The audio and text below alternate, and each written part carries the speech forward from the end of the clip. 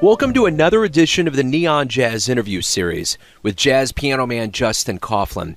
He was the subject of a critically acclaimed documentary called Keep On Keepin On in 2014 that followed his journey over 4 years with the great Clark Terry as teacher and student got engaged in a very flourishing, cool relationship. He has been under the wing of Quincy Jones as of late, and his latest album called Dedication is definitely a jazz gem. Justin has been blind since the age of 11, and his journey has been a richly cool ride full of music, amazing mentors, desire, and just flat-out cool.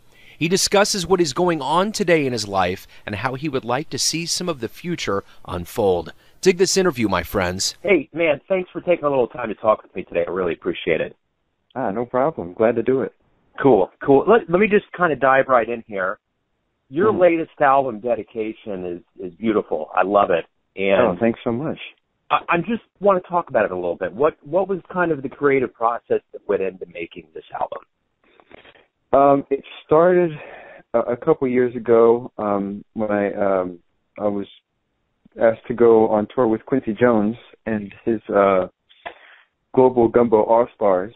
I had a slot during the performance to do something, and I thought, well, I'd like to do something for my teacher, and the reason I was able to connect with Quincy, and that was Clark Terry, and sat down and wrote a song for him, and it's just simply called For Clark. And after that, that was sort of the inspiration for the project itself, being a collection of dedications to important people. So I started thinking about other teachers that I was able to spend time with and who I'm really thankful for, and just other people in my life, my drummer, my mom, and then sort of most importantly, God, and sort of paying tribute and being thankful, as always, to that inspiration in my life. And, really the songs just came about through the people they were for, and that's how the album really came to life. So have you been doing a lot of promoting? Has it been kind of a whirlwind with this album?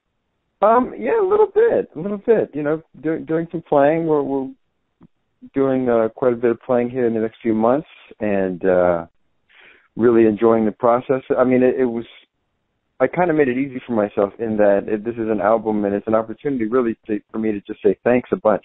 Thank you. Yeah. So everywhere I go, I get to talk about these people that I really love so much, and on the bandstand, and just in conversation. So it's been really wonderful. What better way than using a language that you love? Oh, absolutely. Yeah, definitely. So, give me a little glimpse into where you were born and raised. Born and raised in Virginia Beach, Virginia. Not born. I was born in Maryland, but moved very shortly after I was born, when I was 3 years old, and I grew up in a fairly large family. I have 4 siblings, 3 brothers and a sister, and I'm right smack dab in the middle. And just had 2 really wonderful, encouraging parents who let all their kids get into whatever we were interested in. And for me, that was music from an early age. Got me violin lessons when I was 4 and piano lessons when I was 9. And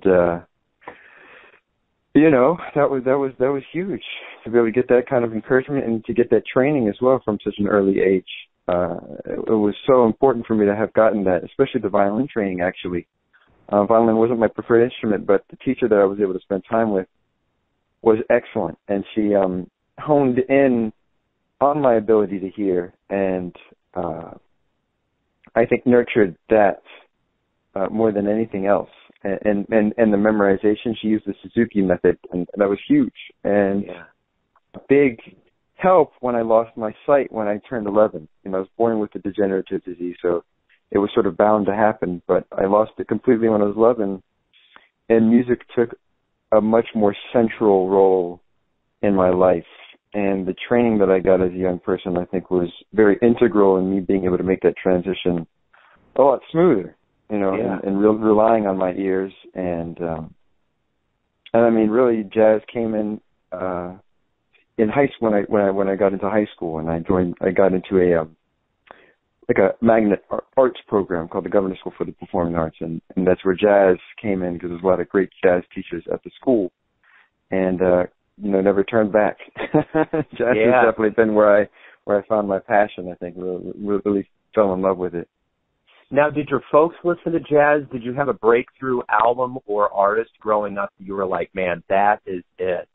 No, I got into jazz really through school. I did right after I lost my sight, I actually joined the middle school jazz band, which, isn't something that I really attribute my passion for jazz because it wasn't so, you get in there and you learn Take Five, like with a band. It's almost like more of a band concert than it is a jazz concert. But I remember I had asked my cousin, I said, hey, can you let me know what records I should check out? Because he was studying jazz at Radford University, and he was playing saxophone. And so he said, he gave me a big long list, and of course on the list it had Miles Davis, John Coltrane, blah, blah, blah, all these wonderful Thelonious Monk.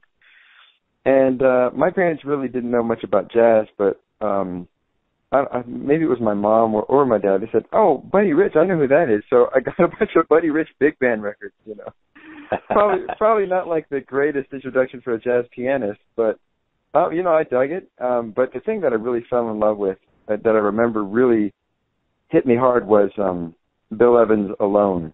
That record really knocked me out, especially the first track. Here's That Rainy Day. I remember vividly the first time I heard that, and I thought, God, man, this is something special. And then, of course, I ran into people like Art Tatum and the 20th Century Piano Genius record, this live concert that he did at somebody's house. Just, whoa. Yeah. And then, of course, it went on from there. Keith Jarrett, Herbie Hancock, Chick Corea, and then the list keeps on going, Mulgrew Miller was huge. Actually, while I was in high school, even before I met Mulgrew, I was a big fan of his. Yeah. I'll tell you what, Bill Evans definitely possesses a level of magic that arrests your ears immediately. Absolutely. There's something real, just the intimacy of, especially the solo piano playing. I just discovered another of his records called Time Remembered. And the first half is some solo piano stuff he did. And it really does. It knocks me out. Yeah, absolutely. So was anybody else in the family into music, or are you the only one? Well, everybody did sort of something musical. My parents, did it as a hobby. They played guitar for church, is what they would do. And, for fun. And then all the kids, we did take piano lessons or violin lessons. My sister and I were the ones that took it probably more seriously. She teaches now where she lives with her family. And then my older brother actually got into production. So he's on that end of things. We all explored it in different ways. And my youngest brother actually dances. He's really big into the hip hop dancing thing. So we all found our own outlets, Right on. So, it's kind of a precarious thing with kids to start labeling them as advanced or, brilliant or genius or prodigy, but it seems like, you have been a prodigy since a very young age. No, I don't think so. No? Oh, well, I guess that makes me cringe. Well, there you go. Then you just answered my question. So I was wondering if that was something you embraced, but you just answered the question pretty quick. Oh, boy. No, anybody who says, if I see that word, it just makes me want to run to the practice room and think, like, man, I got a lot of work to do if I want to live up to something like that. Good gracious. Yeah. But, you deal with it, and I think being a jazz musician, you have no choice but to be humbled. If you're really honest, it's always a humbling thing to be involved with, because you may think, oh man, I'm really smoking now. I'm in a really good place. And then, nowadays you just pull a video up on YouTube of some 5-year-old just murdering, giant steps, and it's like. Yeah. you got to be humbled by that. There's just so many brilliant things going on and have gone on. I always remember Herbie in an interview saying, anytime he was feeling particularly cocky, he would turn on Art Tatum and he would immediately be humbled. Yeah. And that's just how it is. You really can't. There's no room for ego, I don't think, in jazz. That's a beautiful way to put it, because that's exactly what I hear every time I speak with a jazz musician, is the absolute stripping down of anything that would be considered ego, an absolute just being a human being that happens to have a prowess on an instrument. It's a very refreshing thing to hear all the time, for sure. Yeah, I guess it's the nature of the music. Because I'm sitting here speaking of the people that can humble you, but at the same time, just sitting down to play the music and to deal with your own desire to grow is so humbling. And the music itself, I think, forces you to always seek how you can be better and how you can express yourself better. So even just sitting at the piano for me is humbling, I think. Yeah, that's cool. So do you think going through something that I'm sure many people can't imagine, which would be to lose a faculty-like sight, do you think music was kind of a saving grace for you during that process?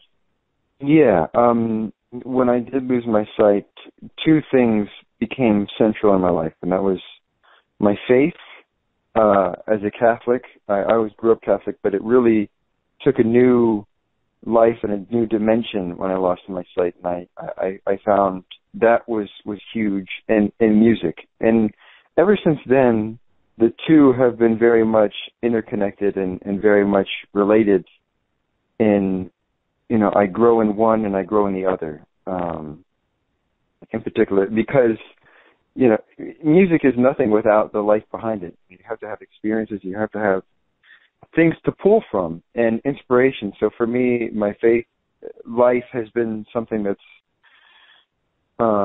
really inspired my music, and the two together have been very much sort of immediately where I went when I lost my sight, and became a place of solace for me. When things were maybe a little bit difficult or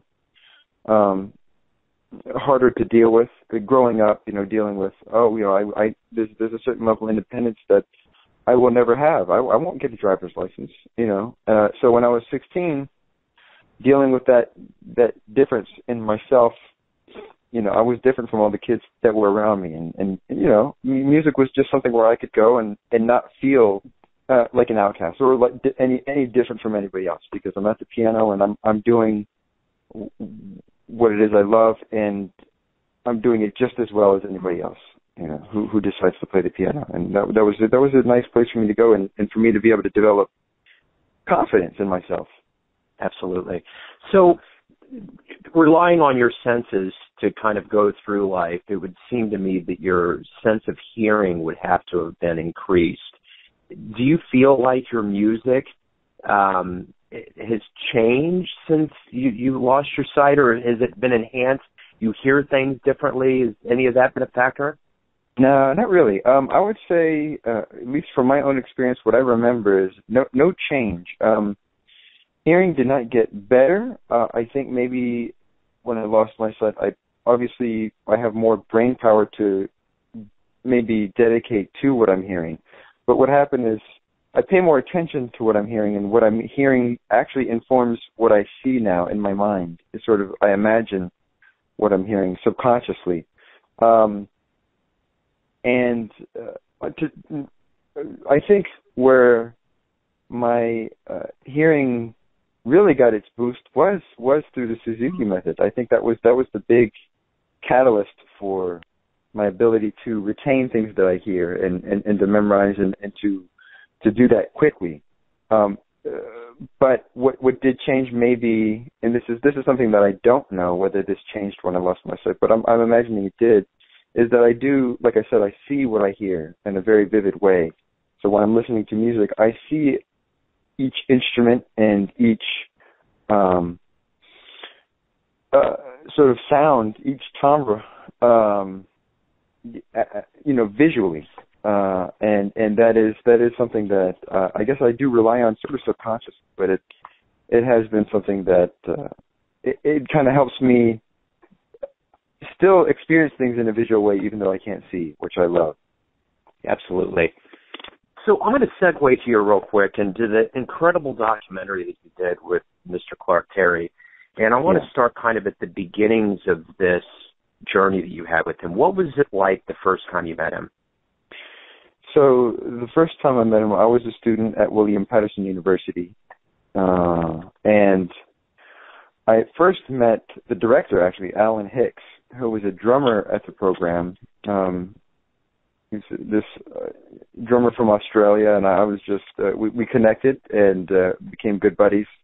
And he had already been to Clark's place a bunch and was really close with Clark and with Gwen.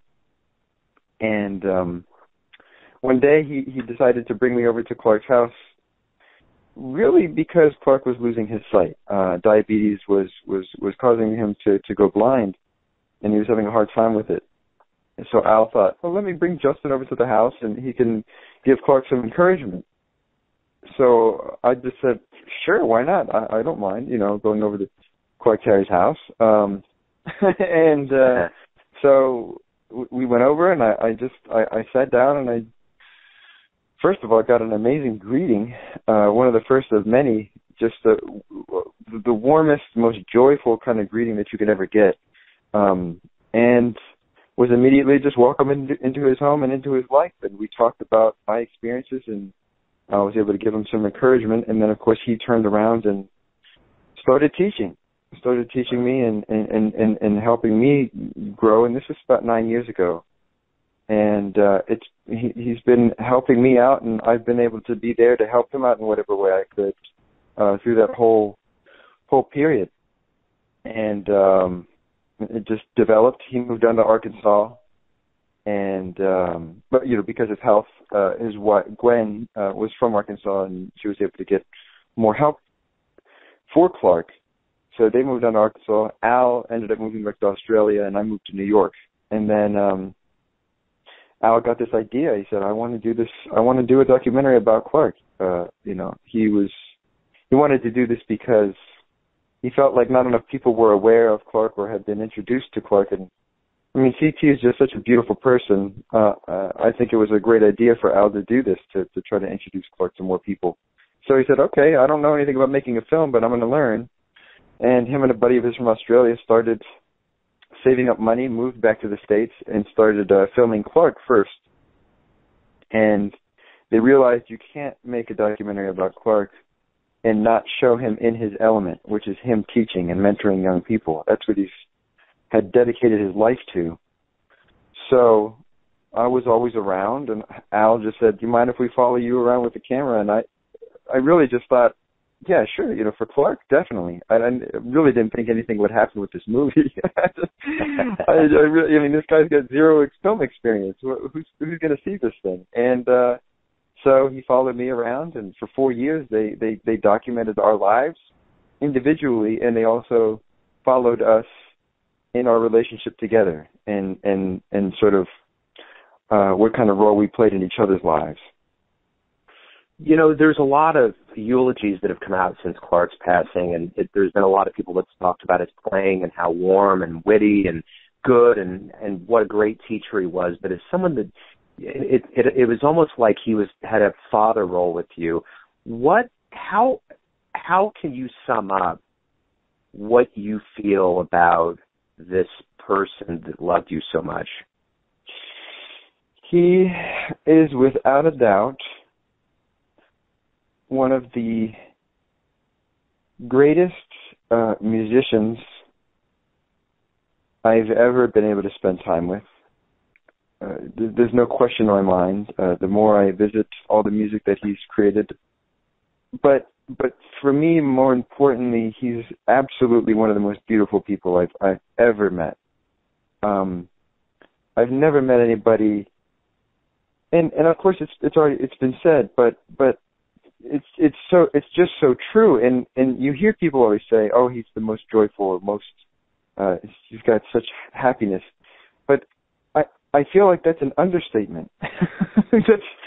That's totally an understatement. I think when you get to spend any amount of time with anybody who's spent any amount of time with Clark knows that that's not even the half of it. The amount of love that came from him, the amount of love that he shared, just to walk into his room and to have him grasp your hand and say how glad he is to see you. I'll never forget that, and I will always cherish that forever. But he's just you can't get much more beautiful than that. Yeah. he and I never was able to see him, obviously, but the image I have of him smiling, it's got to be the best smile you've ever seen in your life. Awesome. It's got to be. That's awesome. Oh, man. So you've also been taught and been around some of your heroes like Mulgrew Miller and Harold Mayburn. Yeah. What is it like to get taught by Clark and these people that are masters of this craft we know as jazz? Well, first of all, when I look back on being able to spend time with Clark and with Mulgrew, and I'm listening to them. I was just listening to one of Clark's records. Well, I kind of been listening to all of his music on nonstop for a while now, just to kind of keep him here with me. But I'm listening to him play on the record, and I said, I can't believe I knew him. I spent time with him. I honestly, that blows my mind. It's the same thing with Mulgrew. I'm like, I knew him. I had a relationship with this guy. I can't believe it. I'm floored by what I'm hearing, and I can't believe that I can remember. I have all these great memories with this person. And I think the one thing that really resonates with me with all of these guys, you mentioned Harold Mayburn as well, and that's another perfect example of this. They're consummate musicians and performers.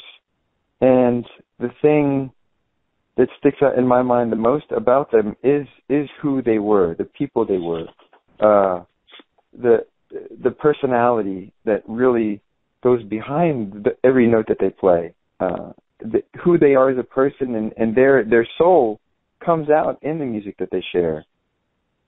Absolutely. And it's just such an inspiration for me to want to be a better person, because the better person that I become, the better that my music will be. I really believe that, and they were excellent examples of that. They were such great people, and every note they shared had that beauty in it, and that's really, to me, that's the essence of what being a performer and being able to share music with people is all about. So, you work hard like they did. You work really hard, and you live for the music. You live to grow, and you live to share it. But it always comes back to who you are as a person. You can't avoid that. You can't get away from that. So, without a doubt. Do you think that by osmosis, these great musicians and teachers that have taught you are going to make you, in turn, become a teacher at one point? Oh, man, without a doubt. Without a doubt. I'm still growing, I'm still learning, and I always will be growing and learning. But getting to spend time with people that were definitely, they're masters, of this music. Especially with Clark, somebody who was around for pretty much the whole history of of jazz music. That's a connection that I've been blessed to have, and I've been able to get a connection to all of these people, to Ella, to Oscar Peterson, to Duke Ellington, to Count Basie, all these people that I've studied. I have now a personal relationship with them through Clark. Yeah. And that's something that I have a responsibility. I really feel that I have a duty to make sure that connection doesn't go away just because I keep it to myself. So every opportunity that I get to be able to spend time with students in a workshop, or even teaching privately, obviously I want to do all of that in whatever capacity I can. And I think that's just how things are supposed to go. I think that's how it is as you grow up. It's not that we all have to become teachers at a university or in the specific sense of being an educator, but I think by Clark's example, we can all be educators in different aspects of that, of that. Whether it's, he traveled all over the place and was a visiting adjudicator all over the world, and I mean, he taught from his hotel room, he taught from the airport. Yeah. That's how you do it. it's not that you have to be a professor at a certain university, but you just keep on sharing freely. That's the art of it. So yeah, I definitely want to continue to grow in that aspect of being a musician. You know, is okay. I want to share my music, but I also want to share the love and the knowledge that I've gotten from these great people. Right on. So now that things are taking off with your career, as they have been for a while now, is there any kind of list or any group of musicians that you would love to jam with or gig with? To be honest, not really. I've been very fortunate to play with a really good friend of mine. You know, I've been playing with since high school. His name is Billy Williams. He's the drummer that I use, and I guess I've gotten spoiled because I realized that it would be cool to play with, you know, really, really top-notch musicians, and I've gotten a chance to meet some of them and to play a little bit in passing. But there's nothing better than playing with your friends. There really is nothing. There's nothing better than playing with the people that you come to love. You know, I've learned that from Clark and from Mulgrew, and obviously I'd love to, you know, expand that friendship and getting to know more people and knowing some of these people on a personal level. But it's just the best. I think to travel and to play with, you know, right now I'm playing with Billy Williams and a fellow named Christopher Smith who lives in New York. And getting to play with them is just, it really is the best, man. That because there's that personal connection that's there.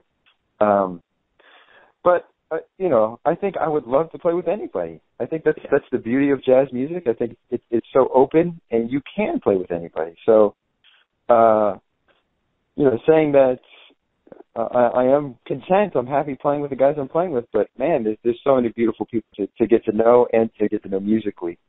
You know, I think there's one person I could think of that I'd love to play one song with, and then I could be happy, and that would be Roy Haynes. If I ever got a chance to play once, that guy, I've seen him play so many times, and you know, he's not too far behind Clark. He's up there.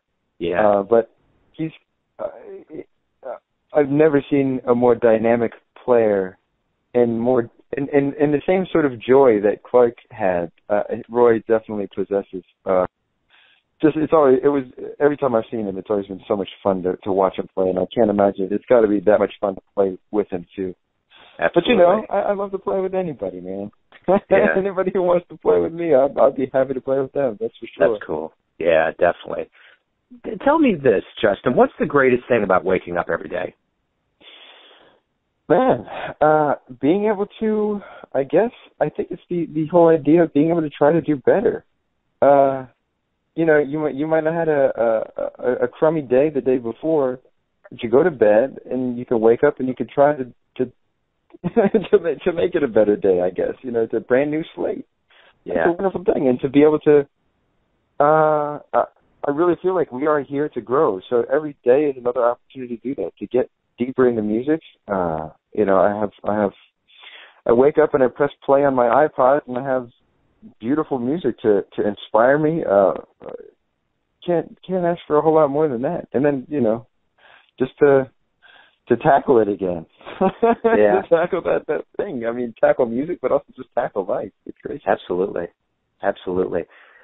So let's say we talk in 10 years and I say, what's been going on? What are you happy about that's happened? What do you think might be on that list? Man, I hope I'll be doing the same thing. Right on. To be honest, I think I'd love to be doing what I'm doing right now, just at a greater capacity. Like you said, you know, mentioned teaching. I hope that I'll be doing a lot more traveling and a lot more visiting schools and trying to encourage younger musicians to get into what's beautiful about the music, not just the technical aspect, but really what is so wonderful, why we choose to play it and why we're so passionate about it. That's what I want to be able to, you know, share. And if I'm able to do a lot more of that in 10 years and still be composing and hopefully encouraging people through my music, I think I'd be pretty content. We're in a good place right now, and if I continue doing it, I'll be pretty pretty satisfied, I would say. Right on. So no big goals, yeah. Yeah. So my final question here is going to be a short answer, but there's going to be a lot that's probably going to go into it. I want you to tell me in the length of a tweet, and you can fudge a little bit, who you are. Just tell me who you are. Oh boy, I would say this might be the first draft, but something like I am a person of faith who loves God, and my desire, I guess, is to share that love through my music. I think that's it. That nailed it. Yeah, I think you nailed it. That's the essence of it. I love God, and I love, and I guess I want to share that love through the music. Yeah. Right on. Yeah, that's a great way to end right there. Justin, thank you very much for taking some time out. It was great to talk with you. Oh, thank you so much for having me. I really appreciate it. Thanks for listening and tuning in to yet another Neon Jazz interview, where we give you a bit of insight into the finest players in L.A., New York, KC, and spots all over America, giving fans all that jazz. And thanks to the brilliant Justin Kauflin for his ability to give the world some quality jazz and a huge dose of cool. If you want to hear more interviews, go to Famous Interviews with Joe Domino on the iTunes Store, and you can always visit theneonjazz.blogspot.com for all things neon jazz. Until next time, enjoy the music, my friends.